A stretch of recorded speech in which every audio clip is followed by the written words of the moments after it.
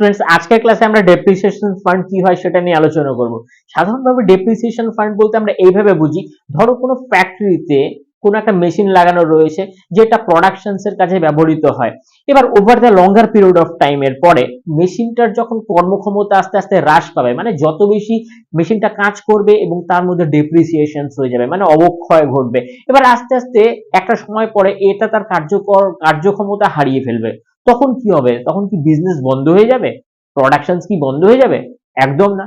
যদি প্রাথমিক দিন থেকেই যখন মেশিনটাকে ইনস্টল করা হয়েছিল প্রত্যেক মাসে যদি অল্প অল্প কিছু টাকা ইনভেস্ট করা যেত বা জোড়া যেত বা জমা করা যেত, সেটা 15 বছর পরে সেটা যখন ইনভেস্টের আকারে একটা বড় কর্পাস জমা হতো এবং ইজিলি, এবং মেশিনটাকে যখন রিপ্লেস করার জন্য যা খরচা হবে সেটা তুমি ইনভেস্টকৃত যে অ্যামাউন্ট সেটা দিয়ে তুমি আরামসে রিপ্লেস করে দিতে পারো। তো তার জন্য কোনো ফাইন্যান্সিয়াল অ্যাসিস্ট্যান্স বা কোনো লোনও নিতে হবে না।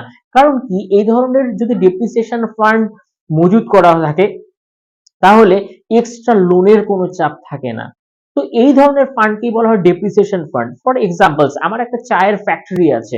তো চায়ের ফ্যাক্টরিতে ন্যাচারালি অনেক বেশি যে কমপ্লিকেটিভ মেশিন গুলো থাকে, এবার ইনস্টল করার পরের থেকেই যদি আমি সেখানে আলাদাভাবে একটা ডেপ্রিসিয়েশন ফান্ড বা যদি কোনো রকম একটা ইনভেস্টমেন্ট করে থাকি, তো 15 বছর পরে যে সম্ভাব্য রিপ্লেসমেন্ট কস্ট সেটা আমি সেই জমাকৃত যে অর্থ সেখান থেকে কিন্তু আমি পেয়ে যাব। তো তার জন্য আমার কোনো ওয়ার্কিং অ্যাবান্ডেন্স ছাড়াই আমি সেটাকে ইজিলি রিপ্লেস করে নতুন একটা মেশিন ইনস্টল করিয়ে দিতে পারবো।